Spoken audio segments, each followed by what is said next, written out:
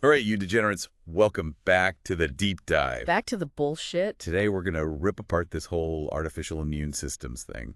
AIS. Poor you, lazy bastard. Or basically, like, you know how our bodies fight off all those nasty little bugs that try to, fuck us up? Yeah, our immune systems are pretty badass already, right? They deal with all sorts of shit. They do. So why are we even bothering to teach computers to do the same thing? I mean, come on. Well, think of it this way. Our immune systems are kind of like the drunk uncle at a family reunion. Okay, I like where this is going. Shows up, throws a few punches at whatever looks suspicious, maybe takes a nap in the potato salad. Sounds about right. Effective sometimes, but, definitely messy and unpredictable. Okay, I can see that. So are you saying computers are going to be like the Soger-designated driver of the immune system world? All efficient and shit. Exactly. AIS is all about creating computer systems that can learn and adapt like our immune systems, but without all the random chaos. It's about recognizing patterns, remembering those pesky digital viruses, and evolving to kick their ass even harder next time. That sounds like a fucking Ninja Warrior training program for computers. Yeah. I'm into it. Right. But let's cut the crap. How the hell does it actually work? All right, so instead of programming a computer for every possible scenario, which would be a total pain in the ass, we give it a system that learns and adapts on its own, like teaching a kid to fight by throwing them in the boxing ring. Sink or swim. Exactly. Tough love for computers. Yeah. I dig it. Yeah. But what are the weapons in their arsenal? Mm-hmm. Wikipedia threw a bunch of jargon at me. Clonal selection, negative selection, immune network algorithms. It's like they're trying to sound smart or something. They probably are. But don't worry, it's not as complicated as it sounds. Okay, good. Take clonal selection, for example. Right. It's like taking the best virus-fighting cells in your body and making a whole army of them, but digitally. Ooh. Imagine you've got a problem with a shitload of possible solutions, like finding the best route to deliver pizzas without getting stuck in traffic. Clonal selection creates a bunch of digital antibodies, each representing a different route. The ones that deliver the pizzas the fastest get to reproduce. Interesting. And create even better routes. Survival of the fittest, algorithm style. Damn, that's pretty slick. Right. So it's like evolution, but on fast forward. Exactly. What about this negative selection thing? Yeah. Sounds kind of, I don't know, negative, doesn't it? Nah. Think of it like teaching a computer to be a badass bouncer. You show it all the regulars, the good guys, like normal website traffic. Uh-huh. And it learns to recognize anything that looks out of place. So anyone trying to sneak in with a fake ID, a virus, a bad attitude, they get bounced right the fuck out. Okay, so it's like a digital immune system that's constantly learning and updating its shit list. Got it. Got it. What about those immune network algorithms? That sounds like some next-level spy shit. It kind of is. Lay it on me. It's like a global network of computers, each with its own set of digital antibodies, all talking to each other and sharing intel. Imagine one computer stumbles across a new virus that's trying to, fuck shit up. It can instantly warn the entire network, giving everyone the heads up and making sure everyone's defenses are up to date. It's like having a worldwide immune response for computers, constantly evolving to kick the ass of any new threat that pops up. Right, it's pretty fucking badass. But let's get real. What can we actually do of this AIS stuff? Yeah. Besides, giving computers a superiority complex. Well, the applications are pretty broad.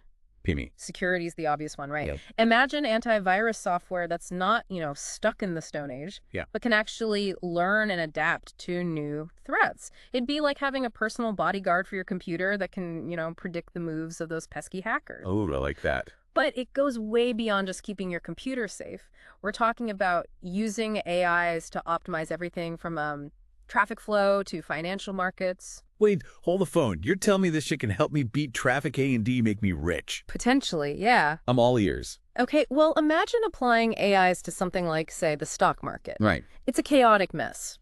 Yes. But AIs can be trained to spot patterns and anomalies that humans might miss. It'd be like having a sixth sense for the market, knowing when to buy low and sell high before everyone else catches on. We're talking, serious money-making potential here. Damn, that's what I'm talking about. Right. So we're saying this AIS stuff is basically the future of everything, right? Whoa. Case closed.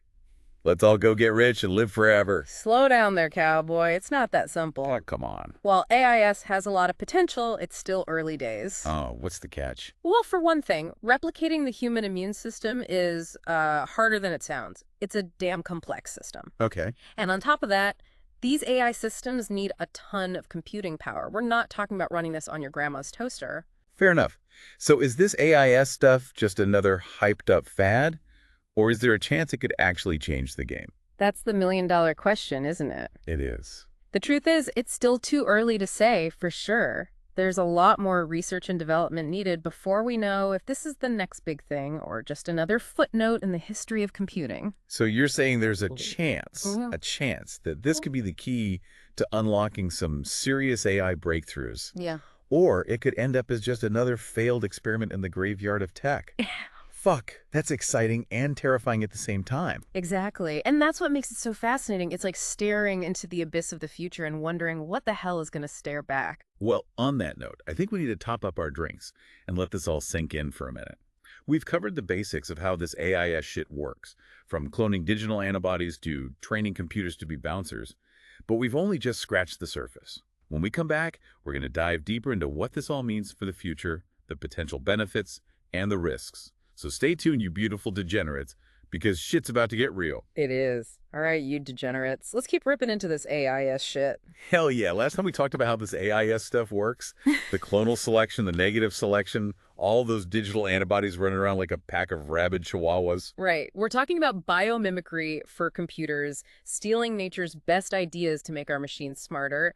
But here's where things get really fucking interesting. What happens when these computers get so smart they start making their own decisions? Hold on. Are we talking about the robot uprising here? Skynet taking over and turning us all into batteries? Not quite that dramatic, but think about it as AI systems become more complex. They'll be able to make decisions that have, real-world consequences. Like what? Self-driving cars, medical diagnoses, maybe even controlling the nukes. Shit could get real. Okay, so who's responsible when an AIS fucks up? Mm-hmm. Is it the programmer, the computer itself, or the intern who tripped over the power cord? Exactly. And how do we make sure these systems are making decisions that are, fair and don't screw over certain groups of people? Right. Remember, they're learning from data. Uh-huh. And data can be biased as hell. Imagine an AI judge that's been trained on a bunch of racist bullshit. Not exactly a recipe for justice, is it? Fuck, that's a scary thought. Yeah. AI that's more biased than a Fox News commentator? Yeah. We'd be trading one set of problems for a whole new level of fucked up. And then there's the whole issue of transparency. How do we understand how these complex systems are making decisions? It's not like you can just crack open a computer's skull and see what it's thinking. Especially if it's busy plotting our demise. But seriously, that lack of transparency is kind of creepy, right? Yeah. It's like trusting a black box with our lives, hoping it doesn't decide to turn on us. Right. And that lack of trust could be a major roadblock for this whole AIS thing. If people don't understand how these systems work, they're going to be hesitant to use them, especially for important shit like healthcare or finance. Imagine putting your life savings in the hands of an AI that you don't even understand. Yeah, no thanks. I'd rather trust a drunken monkey with a dartboard than an AI I can't understand. But let's not forget about the good stuff we talked about, security and finance. But what else can this AIS shit do? Can it cure cancer? Solve climate change? Make my beer colder? Well, let's start with healthcare. Imagine an AIS that can scan medical images and spot those sneaky cancer cells way earlier and more accurately than any human doctor or an AI that can create personalized treatment plans based on your unique DNA, like a custom-made cocktail for kicking cancer's ass. Damn, that's some next level shit we're talking about. AI that could actually save lives, not just take over the world and enslave humanity. Exactly. And think about the potential for understanding complex systems like the climate or the human brain. These are problems that are way too big and messy for us mere mortals to fully grasp. But an AI with immune system-like ability to learn and adapt, that could be the key to unlocking new insights and solutions that we could never even dream of. So we're talking about AI that could help us cure diseases, Mm-hmm. solve climate change, and maybe even figure out why we humans do the stupid shit we do. Potentially, but remember, we're still in the early stages here. It's like we've just discovered fire, but we haven't figured out how to build a goddamn fireplace yet. So you're saying there's a lot of potential, but also a lot of unknowns, kind of like sticking your dick in a blender, exciting and terrifying all at the same time. That's a vivid analogy. But yeah, it's important to be both excited and cautious as we venture into this brave new world of artificial immune systems. We need to be smart about how we develop and use this technology. All right, folks. We're about to take a trip down the rabbit hole. We've covered the basics of AIS, from those badass digital antibodies to the potential for both good and evil. But now we're going to tackle the big question. What the fuck does the future hold for this mind-blowing technology? Will it be a force for good Or will it turn on us like a rabid Roomba? Stick around because shit's about to get real. All right, you magnificent bastards. We're back for the final round of our deep dive into the world of artificial immune systems. Right. We've talked about how this shit works, the good, the bad, and the potentially ugly. Right. We've covered the basics, explored the possibilities, and now it's time to gaze into the crystal ball and see what the future holds for this mind-blowing technology. Hit me with your best shot. Nostradamus, AIS, humanity's savior, or our ultimate downfall. It's not that simple. The future is rarely black and white AIS. Like any powerful technology has the potential for both good and evil. It all comes down to how we choose to develop and use it. All right, fair enough. No easy answers. But let's play a little game of what if. What if this AIS shit actually lives up to the hype? What if we crack the code and create AI that's as badass and adaptable as our own immune systems? What kind of crazy shit could we see happening? For starters, imagine a world where cyber attacks are a thing of the past. Ooh, I like that. AIS-powered security systems could anticipate and neutralize threats before they even have a chance to fuck shit up, making our digital lives virtually impenetrable. No more phishing scams, no more ransomware, no more worrying about your grandma accidentally downloading a virus from that website she probably shouldn't be visiting. Damn, that would be a dream come true. I'm so sick of changing my passwords every 5 minutes. What else you got? Think about healthcare. We could see a revolution in personalized medicine with AI analyzing our individual genetic profiles and tailoring treatments to our specific needs.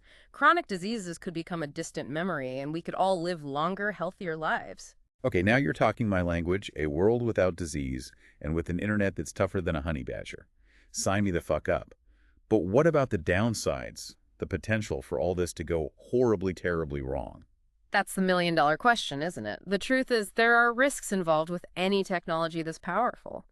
We've already touched on the issue of bias. If these AI systems are trained on biased data, they could perpetuate and even amplify existing inequalities. Such as? Imagine AI-powered hiring systems that discriminate against certain groups or AI judges that hand out harsher sentences to people of color. In fact, that's a nightmare scenario. We'd be trading one set of problems for another even worse set. And then there's the whole issue of control. As AI systems become more sophisticated, they'll be able to make decisions that have far-reaching consequences, but who will control these systems? Will it be governments, corporations, or a select group of tech elites? Yeah. And what happens if these systems become so complex that we can no longer understand or control them? Okay, now you're really freaking me out. We're talking about AI that could potentially outsmart us, make decisions that we don't understand, and maybe even decide that we're not that important anymore. Shit, that's some serious existential dread right there. It's a valid concern, but remember, we're still in the early stages of AIS development. We have time to think about these issues and put safeguards in place to ensure that this technology is used for good. So what you're saying is the future of AIs is still unwritten. It could be a utopia or dystopia or maybe something in between. It all depends on the choices we make today. Exactly. The power is in our hands. We need to be informed, engaged, and willing to ask tough questions. We can't just blindly accept the promises of technology without considering the potential consequences. Ah, yeah, it's a heavy responsibility. But hey, that's what makes this whole thing so fascinating, right? The stakes are high, the possibilities are endless, and the future is ours to shape. And on that note, I think it's time to wrap up this deep dive.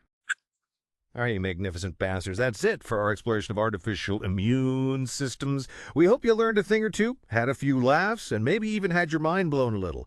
Remember, the future is not set in stone. Go out there, stay informed, and help shape the world you want to live in. Peace out.